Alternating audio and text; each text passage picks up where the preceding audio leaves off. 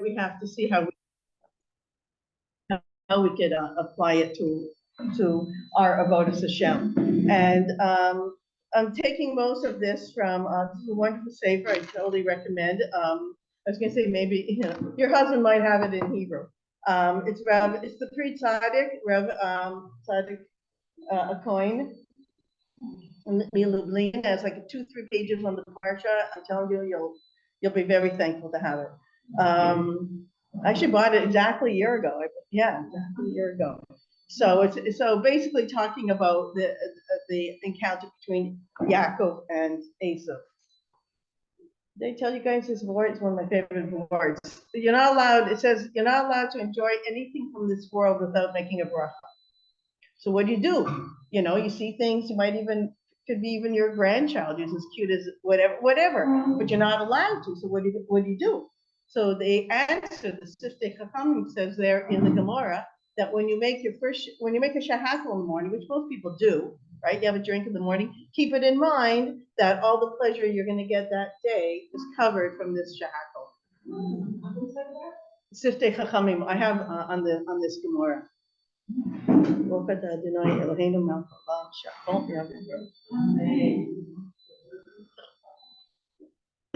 So the conversation between Yaakov and Esau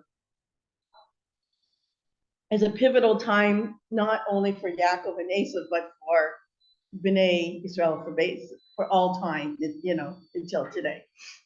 And then we could learn from it. Okay, so the last week, the last pasuk of last week's parsha is Vayomar Yaakov Kesher Machanei Elokim Zeh Yikra Shem HaMakom Ahu Machanayim. Yaakov saw, and Yaakov said when he saw a camp of Hashem, and he called the place camps. He called the place camps. So the obvious question is, first the Torah calls it camp, but Yaakov said, no, camps. So of course we know that something like that jumps out at us. We have to understand what's going on. Why? Is it one camp or is it 2 camps? Okay. So, and then we know that the camps were camps of angels. Okay, there was 2 camps of angels, and Rashi says malachim mamash. It's like one of the best Rashi's. Why? Because it's only 2 words, we can all understand it. No, because angels, really angels, not like the Arabushkim or what. No, they were really angels. Okay, so there's these 2 groups of angels. Now there's 2 different opinions, which Rav Tzadok says it's really both. One opinion is there was 600,000 angels, and the other opinion is there was 1,200,000 angels, which is 600,000 times 2. For all you math experts out there. Okay, so basically what he's saying is that if you remember that number 600,000 rings a bell. That's how many Jews came out of Mitzrayim. Okay, so there's something going on that's very personal to us, right? So now, personal to us, to each Jew. Okay, now put Yaakov and Esau aside just for 1 minute. We all know that there's such a thing called a Yetzer Hara and the Yetzer Tov. We don't pay attention to, which is what Tzadok wants to teach us, is a Yetzer is not a bad thing. It's an inclination.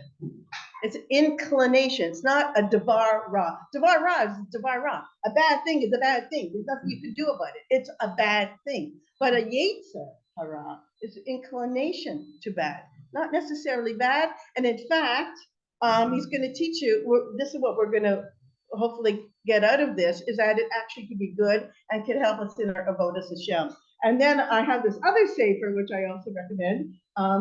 After I had a son named Elimelech, I found out that there was a book on Noam Elimelech in English, and I yelled at my husband. I said, "Why didn't you buy it for me?" He's like, "Why? I we have something Noam Elimelech, and you didn't buy me a book." Anyway, so this is also in English. The Noam Elimelech, and he says the same. He says very close, Just that he says the tzaddik serves Hashem with both his natures. Okay, how? The bottom line is we want to see what it is that our Yetzer Hara is driving us to do. Okay, so and one of the points that the Tzaddik makes is that if a person is born only with a Yetzer Hara, and when they're bas or bat mitzvah, they get their Yetzer Tov. And when my husband used to say all the time, when my kids weren't behaving, he'd go, "What do you want from them? They're just little Yetzer Haras on 2 legs, whatever." So that's what they do. They're doing their job. But Rav Tzaddik Cohen says, you notice that you don't see children doing big averas, right? Even though they only have, when do they start doing their big averas? In their teens. God bless them. Okay, so basically, he's saying that the Yetzer Hara is essentially good. Okay, now if we go to Pirkei Avos, and it says, what are the 3 basic drives a person has? Kina, taiva, and kavod. Jealousy, desire, and honor. And basically, when a person does a sin, it comes from one or more of those drives. But he says, but these drives are not necessarily evil. And we can think of a lot of examples. And even in this room, I know there's people who've been like, oh, look at her, she reads her Hebrew so good. I'm going to practice my Hebrew. If you say, yeah, I'm sure you can have go ahead.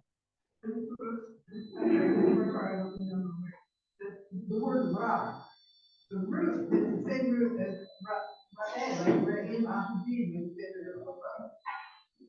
you drop the hay. Beautiful. Beautiful. So there's people who are, there's something called, I have a friend, some of you know her name is Fegel Safran. And every time I talk to her about the bus manager, she says, I have Kina suffering. I'm so jealous of you guys. Is that a bad thing? No, it's not. It's a good thing, and whatever. So when we're jealous, you go to somebody's house for Shabbos and you say, wow, she makes such beautiful salatim. Are you going to stop there and be jealous and feel like a loser? Or after Shabbos, you're going to call and say, can you just give me a couple of recipes for some easy salatim? I need some ideas. I want to make my Shabbos table better too. So what are you going to do with the kina? So you see what I'm saying? That the Yetzer Hara is just a Yetzer, it's just an inclination. And the same thing with desire. If we didn't have desire is the root of all pleasure. So if you have a great pleasure from chocolate, meat, I don't know what, and then you say, and there's countless stories of people who said, oh, they found something and they said, Makabbi Shabbos Kodesh. And they found something, or your clothes, or your jewelry. You know what, a friend of ours, I don't know, maybe she'd be embarrassed, but when her daughter just turned, 17 or 18, something like that, you know what she wants for her birthday? She wanted a special nightgown to wear on Shabbos. Isn't that sweet? Like, wow, that's a great idea. Shabbos pajamas, and then like the Friday night you get into your Shabbos pajamas, and so it's like there's no such thing as a bad midah. It's just what we're gonna do with it. And kavod, the same thing. Kavod is like, when you see Rav Eliyahu walking down the street, I don't know about you guys, I'm like. He's like your aura around him, besides the fact he's always smiling, like you're just so happy that we know about this thing called kavod, and then we're like, Baruch Hashem, some of us used to look at people like Barbara Streisand or Ken Dryden or whatever, Ken Dryden is, he was the goalie of the Montreal Canadiens, hockey. No Canadians around here? Gosh, okay. Anyways, and some people used to have, some of us used to take our kavod and put it in a crazy place, right? Rolling Stones, you heard of them? Yeah? Okay, good. And we used to give a lot of kavod to like the wrong places. Now, Baruch Hashem, we know what kavod is. So it's not, so when you see that, it says in Perkei that jealousy, desire, and honor drive a person from this world. You can say it also brings us into this world. It does crazy, wonderful things for us. So basically, the bottom line is the Yetzer Hara was intended to be our servant, not our master. That we have to control it instead of it controlling us. Okay? Life learning. What? Life learning. Yeah. Oh yeah. Everything is. Hopefully, because hopefully we're always growing, So now back to Esav and Yaakov. There's amazing things written about Esav. It's not like my favorite thing to talk about, but he was really had an incredible amount of potential.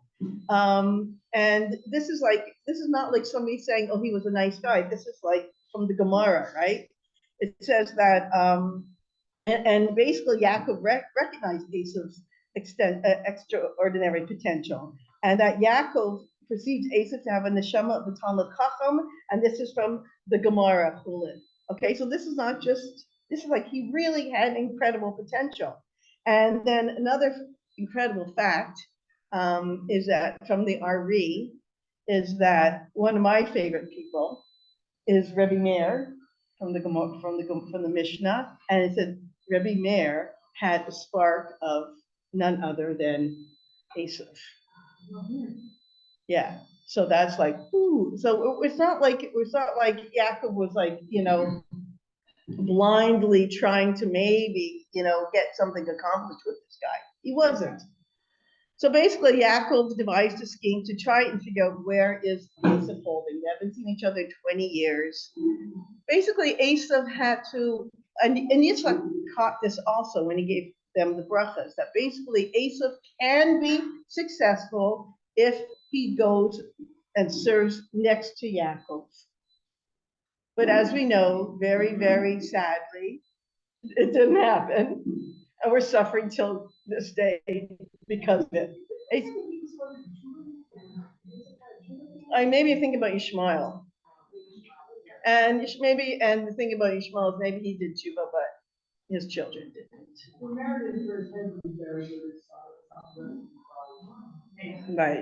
Right. He didn't Mars Machpelah for that. But it's like he says, sadly, Esav failed the test. Instead of joining his holy brother, he separated from him. His jealousy and drive for pleasure and honor stood in the way of humility, and playing second fiddle to Yaakov was not an option. This is not what he was going to do. So basically, the lesson is that we all have this element of Esav inside of us. And what are we going to do with it? What are we gonna do with the Yetzer Hara? Is it gonna be more of a Yetzer, or is it gonna be more Ra? Which one are we going to emulate what? Nurture. So like when we get something like that, this feeling that we know is like not what we're supposed to be feeling, we have to feel, oh, okay, so what am I going to do with that? Now, in the announcements, there was a mistake. It said that I was going to give over Dvar Torah and Dvar Halacha. I'm like, I was going to call Judy, I'm not giving over Dvar Halacha. So then I thought, okay, if it was written, then maybe there's something, maybe that Hashem wants me to give over Dvar Halacha. So I'll tell you the halacha I'm going to give over. People don't know this, but it's a chiyuv, it's an obligation to have bitachon. People think it's a nice thing, it's midas chasidus, but it's actually an obligation to have trust in Hashem. And this is from Rabbeinu Yonah, Shari Tshuva, Per Gimel. And what's the pasuk he brings in? He brings in the pasuk.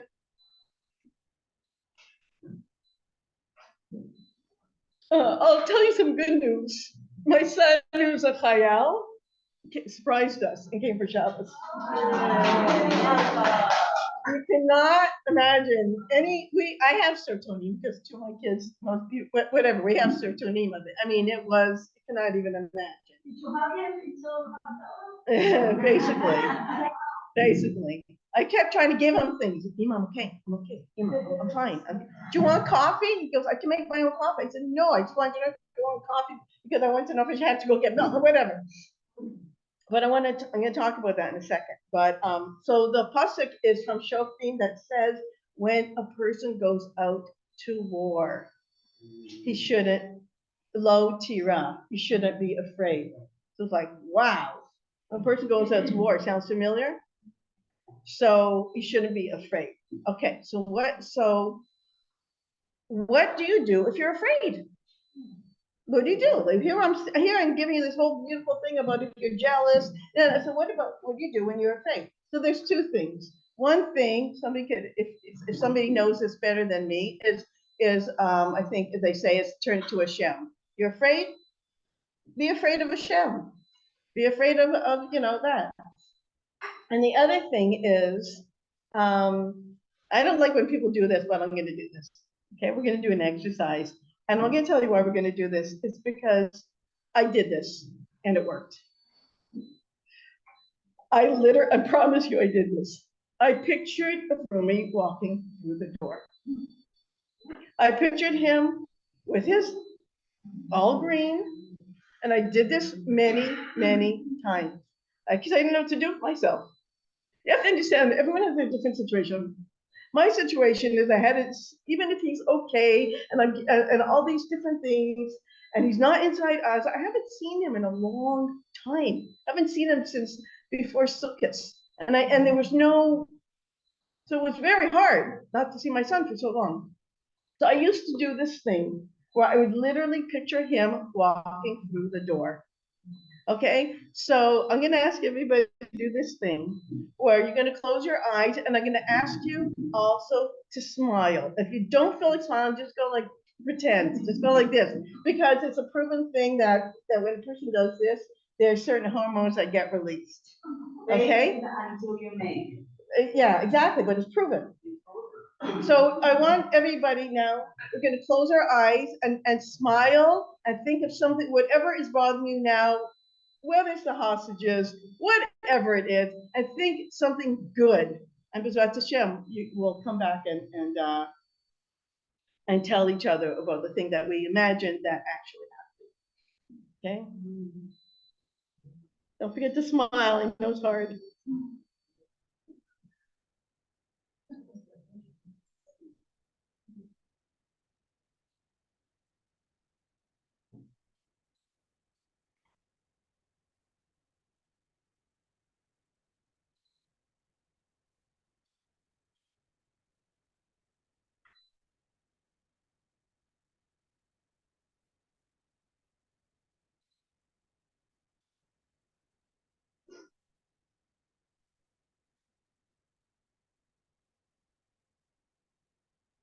Okay.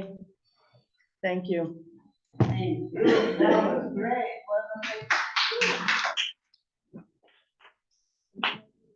it? Before my announcement.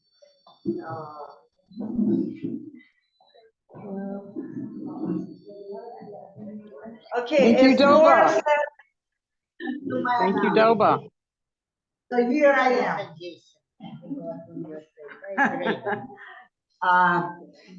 Number one, welcome all the new people. We don't know all of your names, but we welcome you here.